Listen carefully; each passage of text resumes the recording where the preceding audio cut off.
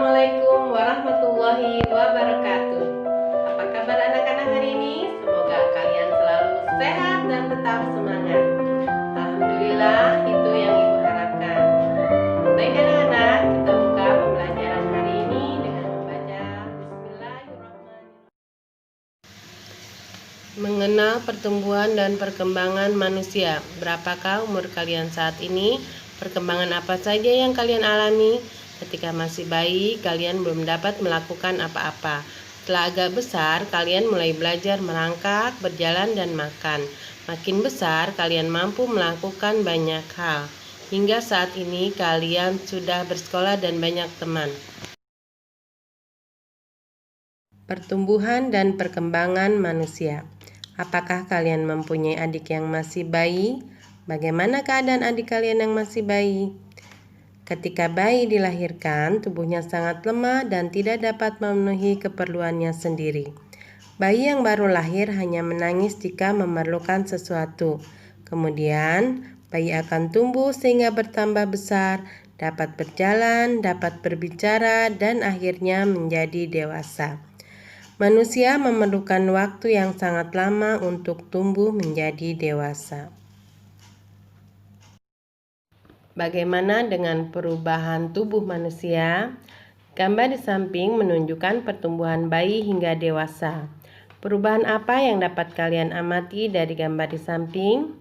Ya, dalam gambar tersebut seorang bayi mengalami pertambahan tinggi, pertambahan berat, dan perubahan bentuk tubuh. Selain bertambah ukurannya, seorang bayi juga bertambah kepandaiannya. Perubahan manusia dari bayi menjadi manusia dewasa disebut perkembangan. Perubahan apa lagi yang terjadi pada manusia? Manusia mengalami perubahan raut wajah. Perubahan juga terjadi pada suara. Suara anak laki-laki dan anak perempuan hampir sama. Ketika remaja, suara remaja laki-laki tidak sama dengan suara anak perempuan. Warna rambut juga mengalami perubahan karena pertumbuhan. Rambut orang yang sudah tua berubah menjadi putih. Rambut putih disebut uban. Perhatikan gambar berikut. Balita, anak-anak, remaja, dewasa, dan manula. Bagaimana perubahan raut muka pada gambar di atas? Gambar tersebut menggambarkan perubahan raut wajah seorang balita hingga manusia lanjut usia.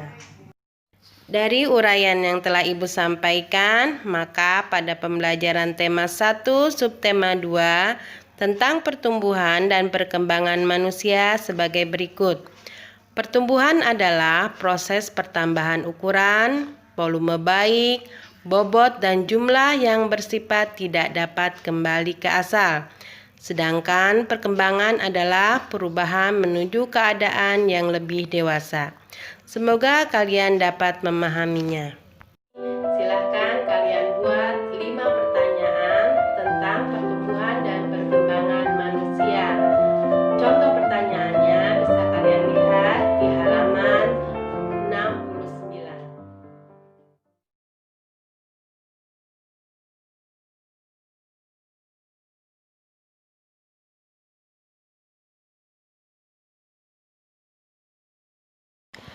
Setelah mempelajari tentang pertumbuhan dan perkembangan manusia, mari kita belajar tentang menghargai perbedaan dalam keragaman. Meskipun memiliki usia yang hampir sama, manusia memiliki pertumbuhan tinggi badan yang berbeda.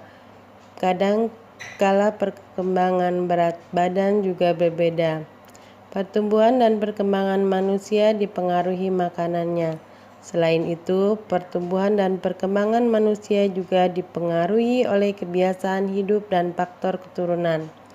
Tuhan menciptakan makhluk hidup yang berbeda-beda. Perbedaan ini adalah karunia Tuhan. Kita harus saling menghargai dan menghormati perbedaan. Setiap orang tentu memiliki kebiasaan, yaitu suatu aktivitas yang sering dilakukan. Saling menghormati dan menolong. Sikap saling menghormati antar sesama termasuk pengamalan sila kedua Pancasila, yaitu kemanusiaan yang adil dan beradab. Sila kemanusiaan yang adil dan beradab dilambangkan dengan tali rantai bermata bulatan dan persegi di bagian kiri, bawah perisai berlatar merah. Makna sila kedua Pancasila. 1. Manusia diakui dan diperlakukan sesuai dengan harkat dan martabatnya sebagai makhluk Tuhan yang Maha Esa. 2. Manusia sama derajatnya, hak dan kewajiban asasinya tanpa membedakan suku, keturunan, agama, dan kepercayaan, jenis kelamin, kedudukan sosial, serta warna kulit. 3.